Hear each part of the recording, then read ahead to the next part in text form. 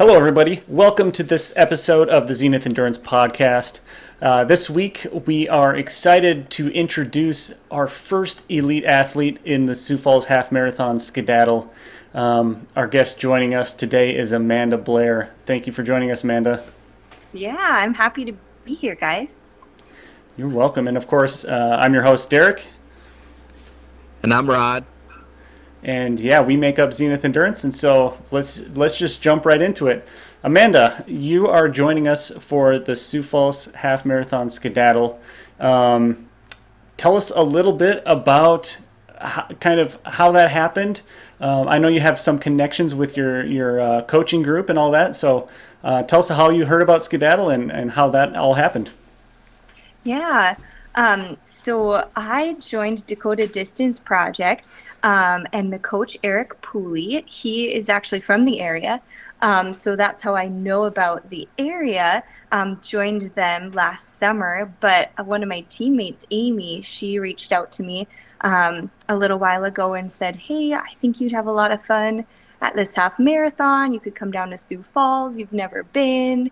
We can meet. You can finally meet Coach." And I was like, "I'm in. Let's do it." So she sent you over my information, Derek, and that's how we got connected. Yeah, so Amy ran with us last year, and I was, super excited to have her on last year.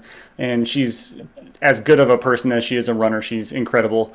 So it was super cool to meet her and get to know her. And I was kind of bummed. I asked her, I was like, "Hey, do you want to join us again this year?" And she had other commitments. So I was a little bit bummed that she wasn't going to join us again. But then she said, "Well, hey, what about Amanda?" And thankfully, yeah, you were kind enough to want to hop on. And yeah, we're just as excited to have you joining us. And it's going to be an incredible year. And yeah, because for those of you who don't know, both Rod and I, we take part in planning the Sioux Falls Half Marathon Skedaddle. So, yeah. Yeah, we're very excited. Yep, and we're actually probably going to be running as well. So, Oh, fun. it's going to be a stacked field hopefully again. Last year it was crazy, so we're excited to keep the ball rolling on that aspect. So you mentioned you're part of Dakota Distance Project. Tell us a little bit about how you got connected with that and how your journey's been with them so far. Yeah. So last year I ran Grandma's in June of 2022, and a couple weeks after, I got a message on Instagram from Coach Eric from DDP, and he was like, "Hey, we've got a spot on the team. Here's a little bit about us. Are you working with a coach? Have you ever thought about it?" And I wasn't working with a coach at all. I was just writing my own training plans, doing my own thing, still progressing and chipping away at my marathon time, to my surprise. And so I was like, "Yeah, I've got big goals that I want to see if I can accomplish, and I think getting a coach is the next step." So so he reached out. I was like, "Yeah, let's do it." And so signed up and started training with him in August, and then ran my first marathon training with Dakota Distance, and having him write everything. So nice to have a coach, like not to get to spend that extra time with my kiddos and not sit down every week and have to write down my own running plan. It's been wonderful. But yeah, ran my first marathon, CIM, beginning of December, and PR'd big. So was super excited about that. And so yeah, loving having a coach, loving working with Dakota Distance. All the people on the team are so sweet and so kind. And even though a lot of us haven't met in person, just reaching out and just cheering each other on from afar has been cool. Yeah, I will say, a great online presence. I see you guys always posting each other's stuff, and it's fun to watch and see some of the workouts y'all are ripping, so that's always cool. So you said, it's an online coaching service for the most part. Do you ever interact with them in person, or have you at all? Yeah. So one of my teammates is actually one of my good friends. And so we lived about 35 minutes away from each other. We just moved from Grand Forks, North Dakota to Grand Rapids, Minnesota this past fall. And Amy Will is on the team, and she'll be listening to this whenever you guys post it. She's so sweet. We are each other's biggest fans. And we got together and ran all the time, and it's crazy because around beginning of August, she was like, "Hey, I decided to start training with this new coach." And I was like, "No way. I just decided to start training with a coach. Yeah, they're called Dakota Distance Project." And she starts laughing and she's like, "No way, me too." I was like, "What? We didn't even discuss that. How did that happen?" We still don't know how that happened. Eric will have to explain that to me when I meet him in person, I guess, because I don't know. So her and I are super close. So yes, her and I have interacted. We actually traveled to CIM together and ran the race, and both PR'd big, and it was a super awesome trip. And then another one of our teammates, Erin, she was there as well. We didn't get to connect to her face to face, but we were texting each other all weekend, and we kind of tried to meet up, and it didn't work out. But yes, I feel like we're intentional. And yeah, so super close to Amy, Will, and then Amy Feet. We've been connecting online a lot. So yeah, great group of girls. That's so cool to hear. I think both Rod and I can relate to that because we both started training together and running a lot of the same workouts together in person. And for myself, it felt like a huge boost to be able to, work off each other. Yeah. How often do you try to make it like for particular workouts together, or is it more like, your easy runs, you'll go just chat? Yeah, so both. We would get together and stroller run, easy runs with our kiddos in the summer. And then try to hit some long runs together and just, be there for each other, the company of the 20 miles. But we don't live close anymore. So we had to mourn that when we moved. So no, we don't get the pleasure of getting together often anymore. That's tough. I know. Well, in your build up then to CIM, was there any workout that really stood out to you as maybe, okay, I know I'm ready to have a really, really good day? Yeah. I think when I would do, there was kind of a ladder of a 5 minute, 3 minute, 1 minute circuit that coach would have me do. And when I was hitting under marathon goal pace on those 5 minutes, I was like, okay, I'm well under. I feel like that's good. And then a real big boost to confidence was any mile repeats where I was consistently building on those miles. And if I could run several of those miles at or below marathon pace, I was like, yep, I think this is going to be good. Yeah, I was actually just talking with one of our staff members at 605 Running Company, who he runs for USF. We were saying that mile repeats are pretty much you're fit when you can nail those mile repeats. So total agreement there. That's my favorite. Rod, what do you like? I like probably K's the most, 800 and kilometer repeats. Sure. A mile is a long time to stay zoned in. It is. That's true. I think it builds the mental grit too, very much. Yeah. I agree. They're tough. I did mile repeats last week and it was fine. It was just, it feels longer. I did 800s today and those flew by. I was in and out. So it's a mental thing for sure. Mm-hmm. Yeah, so you're mentioning that about coach giving you these workouts and all that. What's your relationship like with Coach Eric Pooley? Yeah, he's great. He touches base every couple weeks. Hey, how's it going? How are the workouts? And kind of is hey, where do you want to be? Let's talk goals for the next race. Let's talk goals for the year. Let's this is where I think you could be.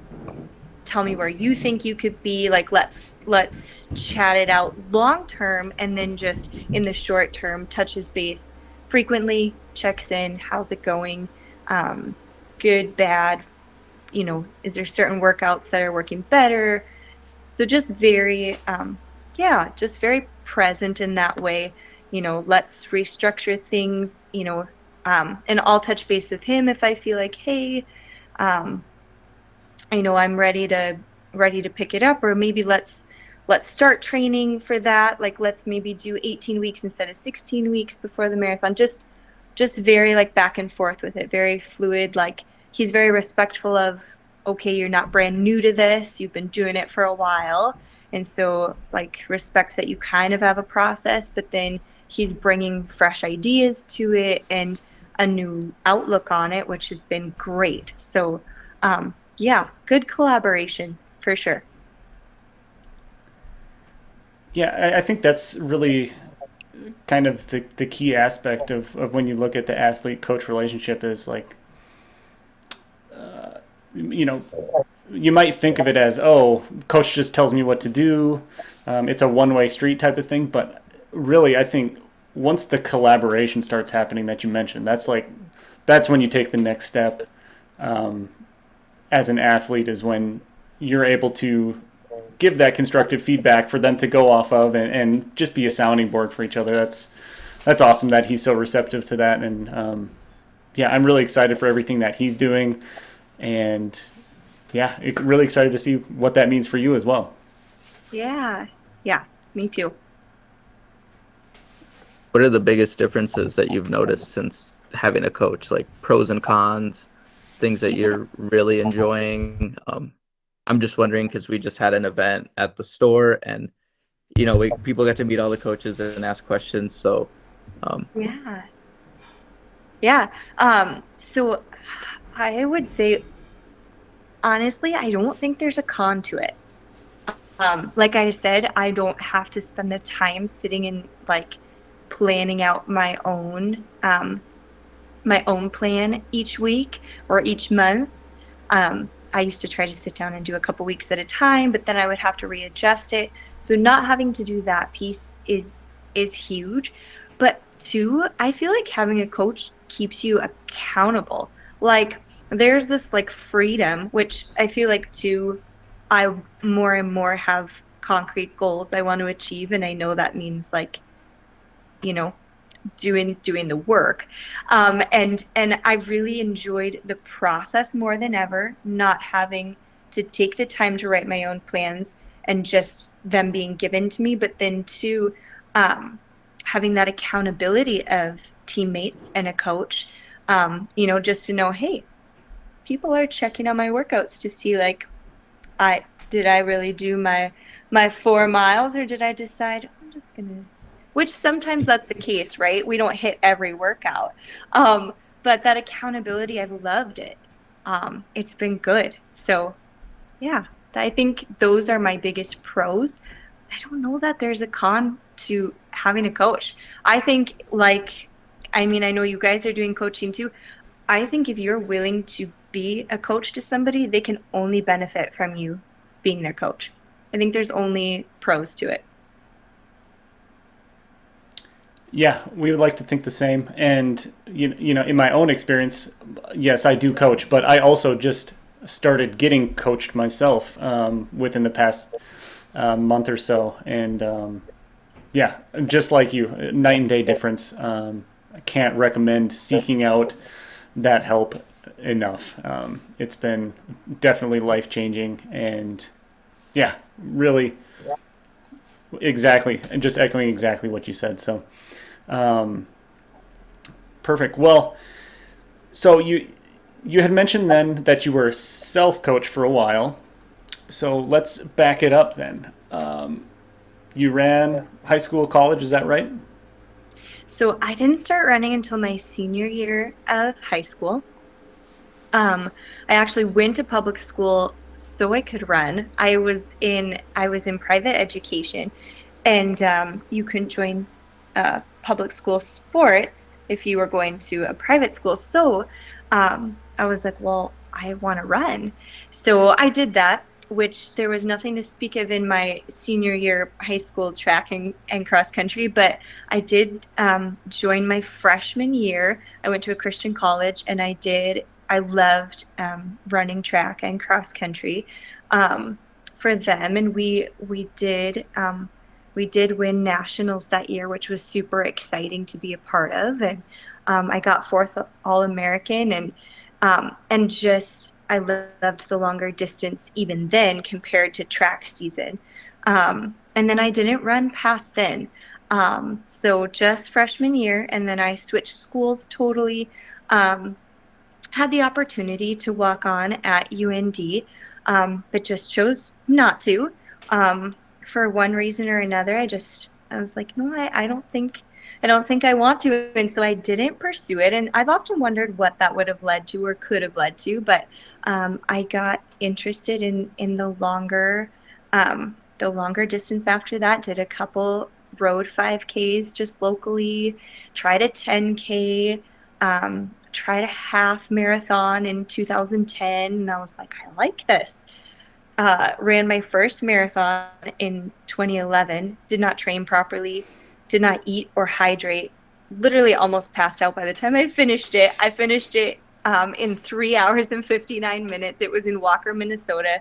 It was half on like this bushwhack trail through the woods and half on dirt roads. And it was quite an experience, but it like sparked this desire, like that is the distance I want to conquer.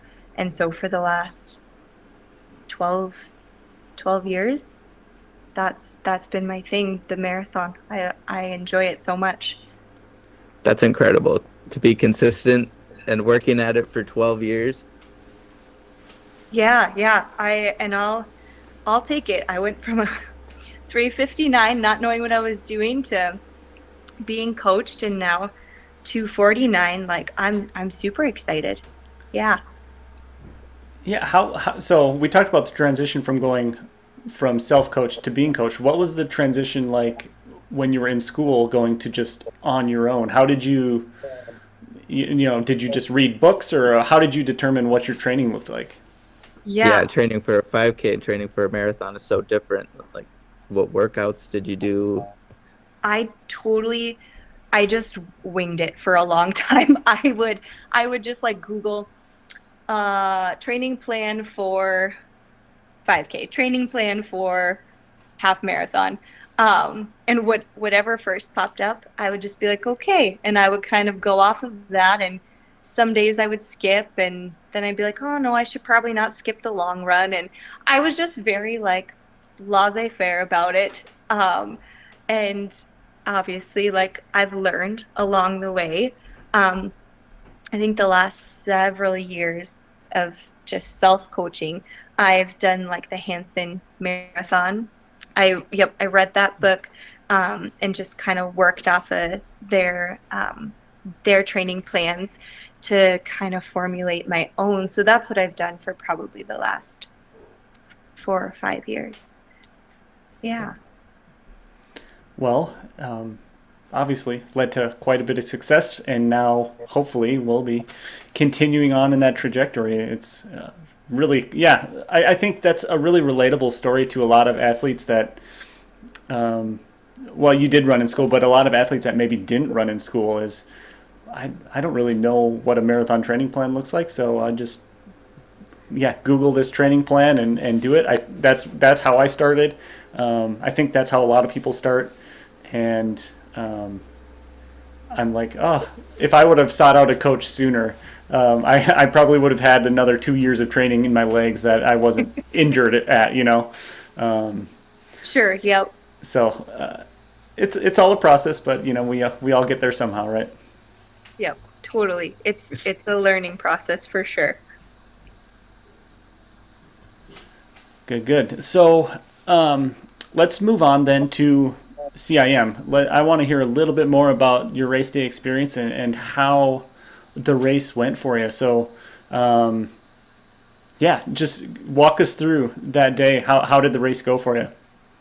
Yeah. So I had the goal. First of all, my goal going into it was to break 250. That was my goal. Um, and I was not thinking that goal was going to be possible when it was like 45 degrees that morning and raining. So it was very cold, very wet as we were waiting in line to get on the buses. But just met super cool people on the bus, right? That's always like the place to meet new people and chat while you're getting to the starting line. And yeah, met some ladies that have done a ton of ultra marathons, chatted with them for a while. Because I've done a few of those, and that's someday that's where I'm headed. But anyways, and then yeah, that morning, like I said, Amy and I were there together. So to have a buddy, especially when you travel far away for a marathon, is always great. And start with them at the starting line. So the rain had continued during our bus ride, but it stopped right before we got to the starting line, and it never started again. And actually, maybe 4 or 5 miles into the race, the sun came out, which was like not on the forecast. And I was like, thank you, Jesus, this is going to be a good day. So I got super excited, which my pace showed that a little bit. I had talked with coach about that. I was like, yeah, I got a little excited on all those downhills. The hills. Have you guys ever ran CIM? No. I've heard plenty about it. It's on the list. It is like up, down, up, down, up, down. Not for the first, I think I was told just the first 10 miles. It was like almost 16 miles of this up, down, up, down. So I would say it was a little bit of a struggle to rein in that downhill because I just wanted to fly. And about mile 19, 20, my legs were like, you kind of killed us on those downhills. So it was a little bit of a fight for that 249, but so many great people on the course. Like, God just knows when to place people. This rock star cheerleader at like mile 24, she was like, you got this, what's your PR? And I told her, she's like, oh, you were gonna blow that out of the water, like, go get it, girl. And it was like, just touched my heart. It gave me that boost that I needed to finish that last mile and a half. So cool. So it turned out to be a beautiful day, and I accomplished what I wanted, and Amy accomplished what she wanted. So there was joy in that for her. It was just an awesome experience. Yeah, by all accounts, it just sounded like success story after success story that day. Just an incredible, incredible weekend. A lot of fast times there. A lot of fast times. So, what was your nutrition plan like when you were out there racing? Yeah. So the morning of, I always have some coffee. Um, my gut sits well with coffee. I'm a coffee drinker. So coffee in the morning. I'll usually do a bagel and even some oatmeal, a banana, some peanut butter. I kind of eat a big breakfast the morning of, but several hours before the race. And then I usually hydrate, electrolytes. I like the Newen tabs. So those I love to drink in the days and the morning leading up to the race. And then I really like I think it's GOO, the Roctane. So it's got a lot of aminos in it. But I don't do the caffeine during the race. I do it in the morning and before, but usually not during. And the lemonade one, that's my, so I, and so I had a handful of those, and thankfully that was the fuel for CIM. So I was like, perfect, that's great. If I feel like I need to take in more, I'll do that. And I will tell you that the last 5 marathons I think I've done, 4 or 5 marathons, I have progressively drank at a few more aid stations, consumed a few more gels. I can't do the chews or anything. I feel like I just choke on those. Consume a few more gels than usual, and my times get faster. So I was like, okay, my goal is, I think the marathon previous, I had consumed a gel every 6 miles maybe. And I was like, okay, we're going to do like every 5. And I did every 4 to 5 miles. Drank at almost every aid station, and they had one every, I think every other, and then at some point every mile. Um, and I just consumed.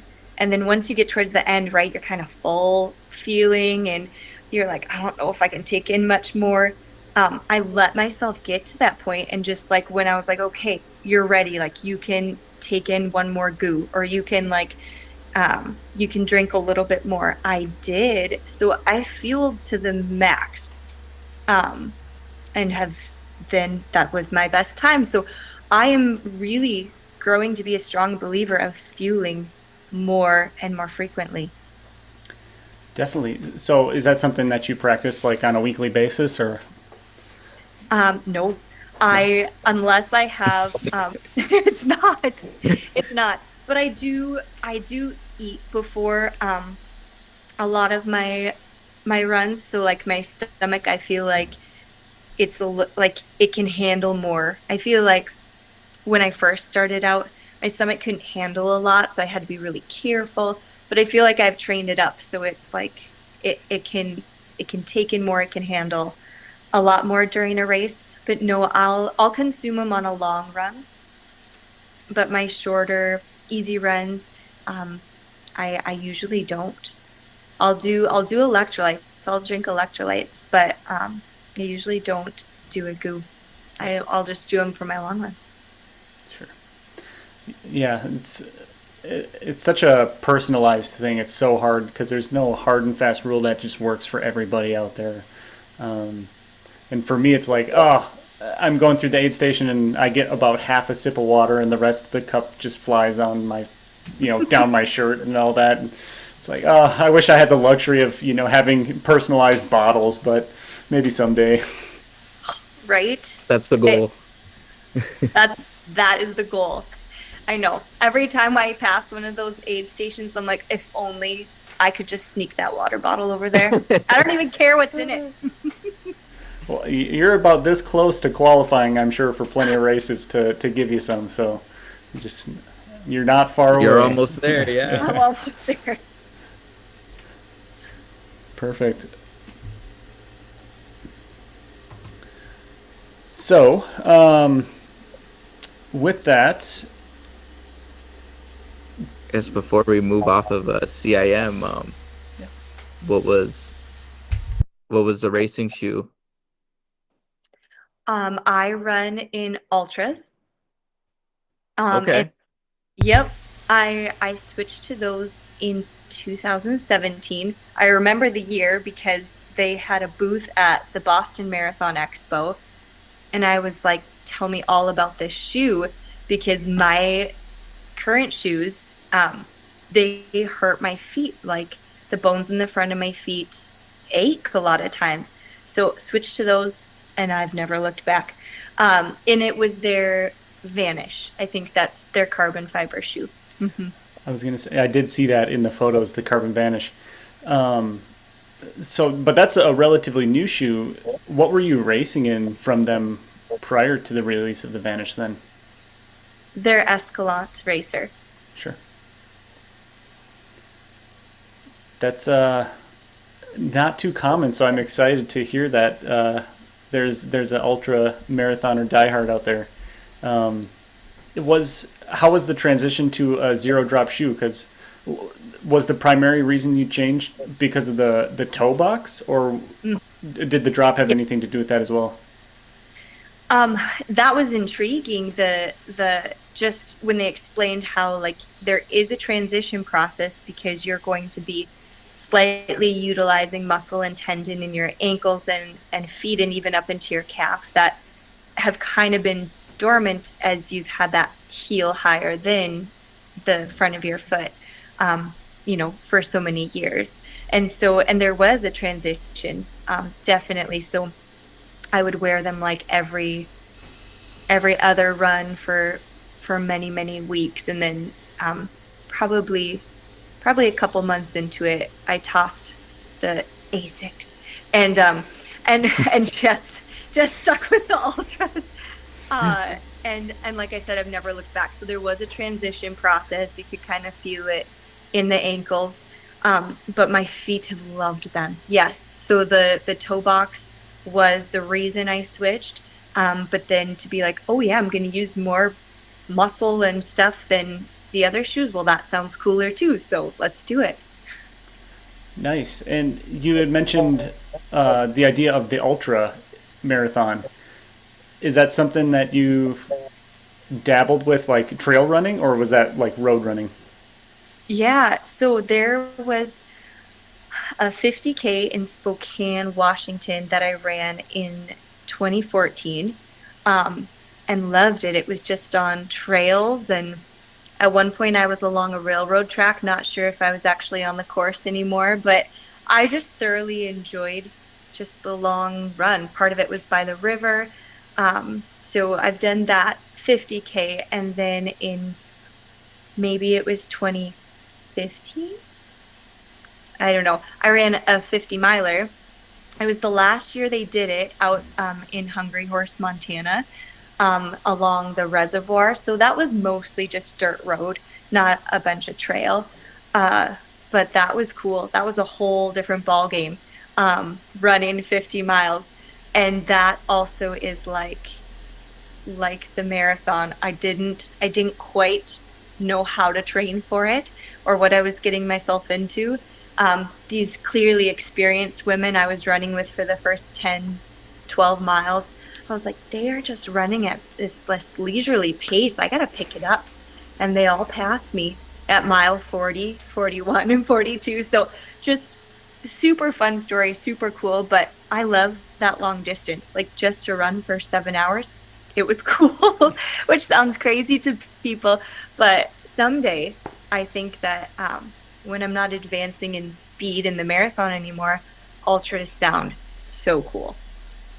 Definitely. What's your trail shoe of choice? Um, the Lone Peak. Yep. Awesome. And it's what I run. It's actually what I run with in the winter outside too. Then you don't need yak tracks. They're pretty grippy on the bottom themselves. So that's what I wear for winter running too. Awesome. Yeah, I got a pair of superiors myself, but both of them, yeah, definitely. Ultra makes very nice set of trail shoes.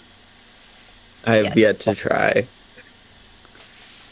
Oh, Rod, I anything think, from Ultra, so I gotta get on that. and they do have a new like racing trail shoe, the Mont Blanc. I think you would like that actually, Rod. Yes, I saw that. That looks like a cool shoe. They do Stick with look it really long cool. enough, and I'll have you converted, guys. Yeah, yeah. When you said you moved away from Asics, that hurt my heart a little bit because that's where I'm at right now. Yeah, I think that's all I've been kind of running in right now. And that's okay if it works. Um, awesome. Well, um, moving on then to the future with Skedaddle coming up. Tell us about. Have you been to Sioux Falls before, or what do you know about Sioux Falls? And um, yeah, what are you hoping to get out of joining us for that weekend? Yeah. I'm just excited to meet you guys, to meet my coach, to meet the running community there. It sounds really great. Um, and so yeah, that's part of the joy of like going to races and traveling to races, especially is just to meet new people and, you know, fellow runners that share the same passion.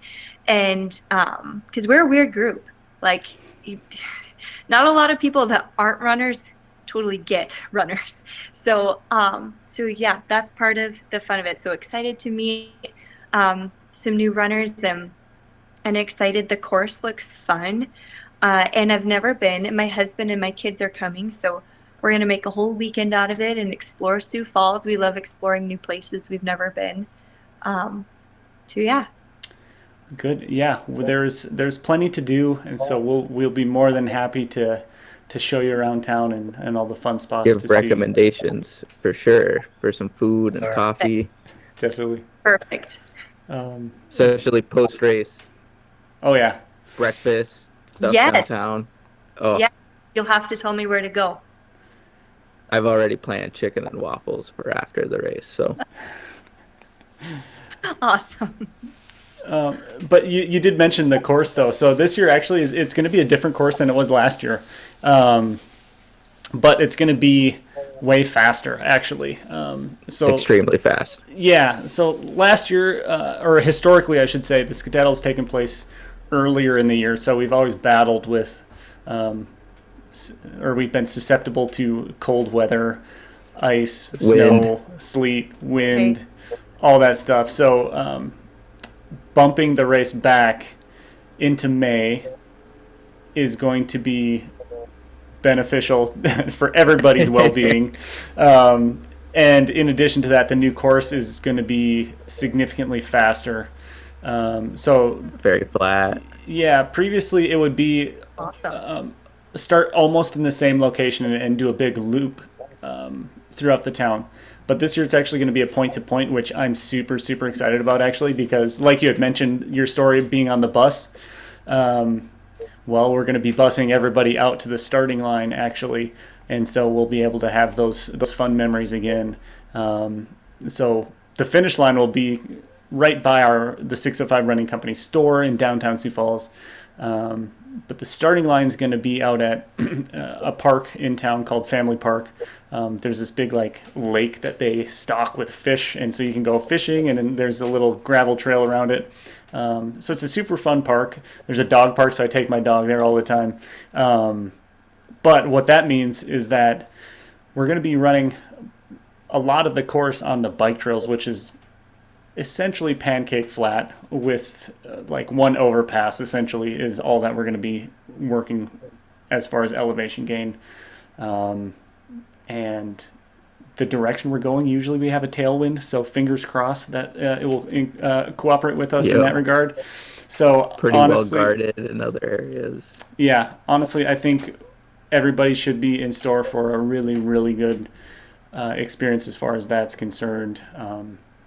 And then after party afterwards and all that good stuff. So it'll be a lot of fun. That sounds great. I'm super excited.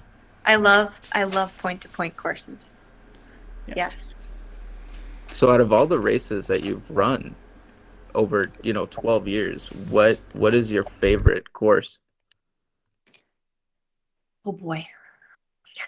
Um, I've ran I've ran a couple of Disney marathons, and those are just fun.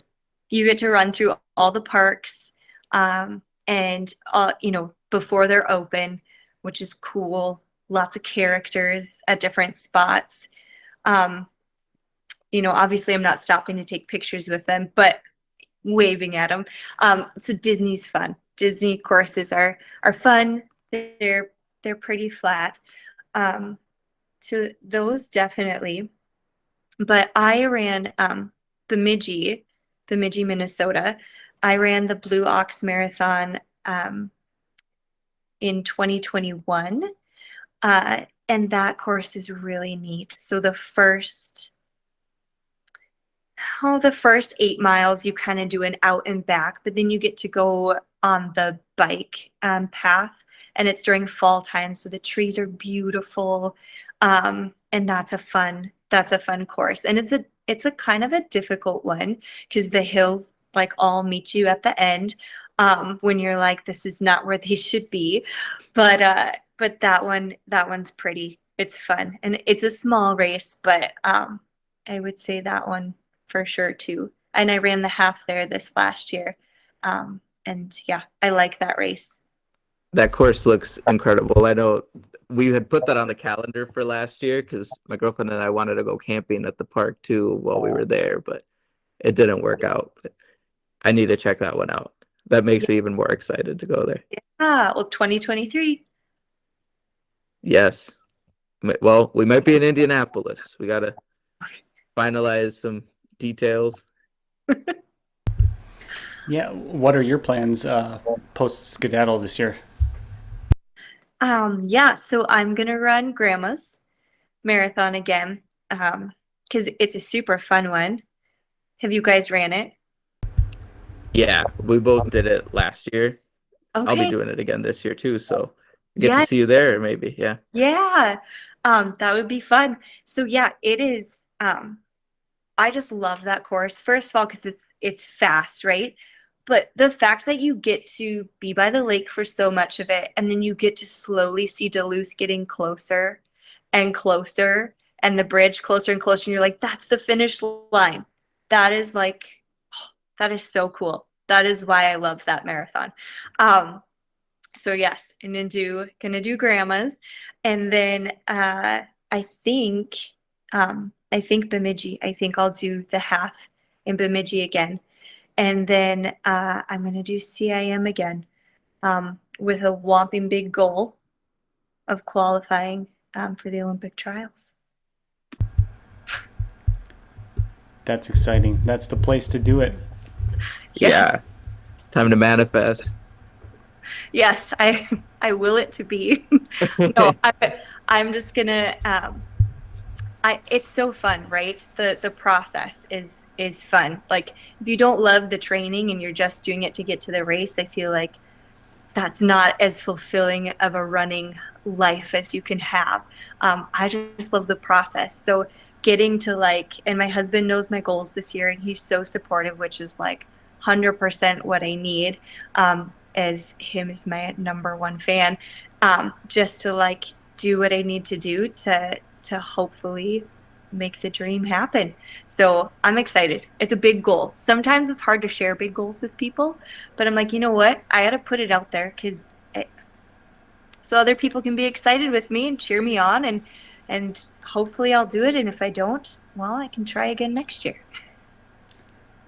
That's so It's a great exciting. mindset. Yeah, I think there is power in like putting that out there for sure.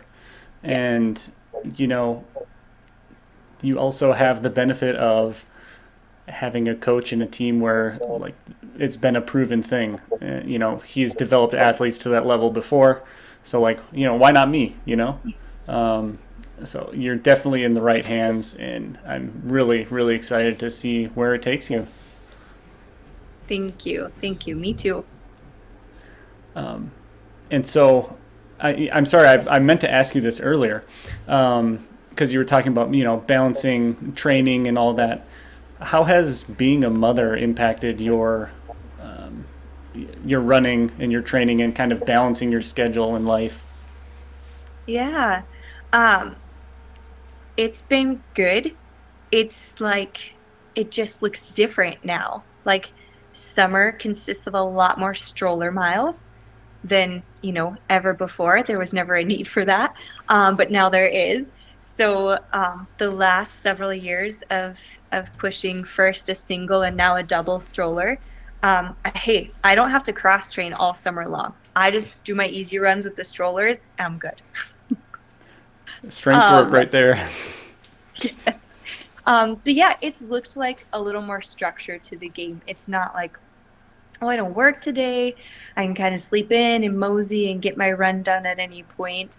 Um, I have littles that are going to be waking up at some point. So I get up pretty early now for my runs, which was, I feel like, a hard transition years ago, but now it's just the norm. So yeah, so there's been a transition process in it, but it's been so cool to get to share it with my kids. Like they love running.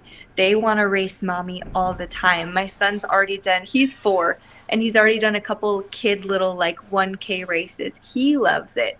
So it's just cool to like share that passion with them and for them to even be excited about it at they're 2 and 4. So yeah, it's been good. That's so awesome. And I mean, the Disney Marathon, kind of an excuse to go on a vacation too, right? Right? That's perfect. So, yeah, I think that's all I had. Rod, do you have any other questions for Amanda before we head on out? Oh gosh. I had one and now I can't think of it. Um, it might come back to me. All right. Well, we'll have to add on a little uh, extra, but no, I think that's just about everything. yeah, I really appreciate you taking the time, Amanda, to share your story with us today. Um, I think a lot of people will be really excited to hear that this Skedaddle is going to have an elite field again this year, and to be able to hear the stories of who these incredible athletes are that are coming to Sioux Falls to share the race with them. So, yeah, can't thank you enough for taking the time to join us today. Um, but with that, yeah, I think we'll sign off and we I did will. think of my question. Oh, go right ahead, Rod. Go right ahead. Okay, so you had mentioned how you've been running for 12 years, and like this year you're pursuing the most ambitious goal that you've had thus far. So, what's your advice to the people that are just getting started running? I have friends that want to start running, but to them it's like, do I really have to wait 6 months or a year before I can do this? Like, is it worth waiting that long? What's your advice to the people that are scared of not seeing results right away? Yeah, I would say that like nothing that you want to be good at or do well just like comes to you without any practice or repetition. Like you can't just go sit down at the piano and like play a song. I couldn't. And so I think that running is just like anything else in life.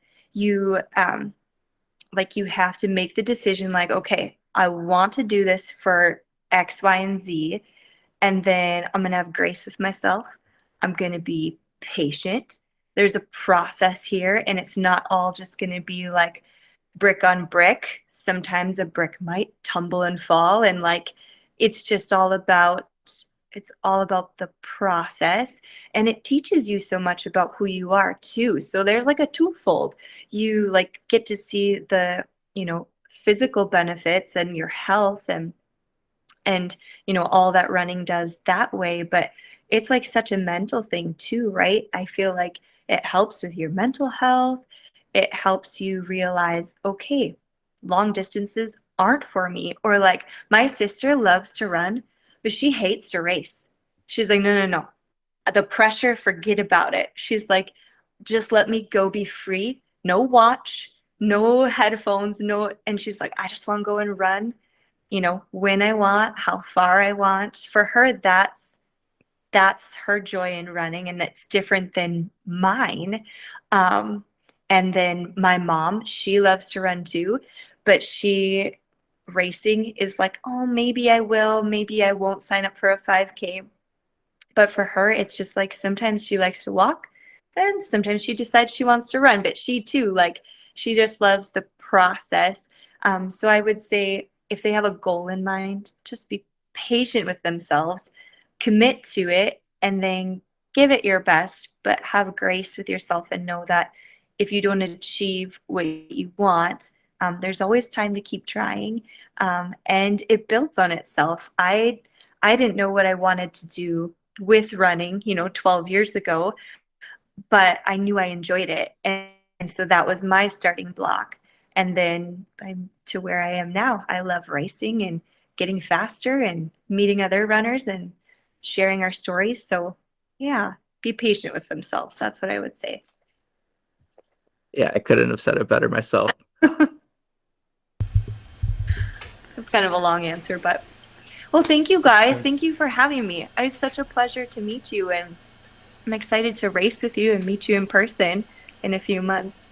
Yeah, thank you for coming on. It was great to get to know you. Yeah. Yeah. Thank you so much. Yeah, we'll be in touch, and more and more news will be coming out about the race as we get closer to race date. So make sure everybody to stay tuned for that news. And but for now, we will see you on the next episode. Everybody have a good night. Thank you. Thank you. Bye, guys. Bye.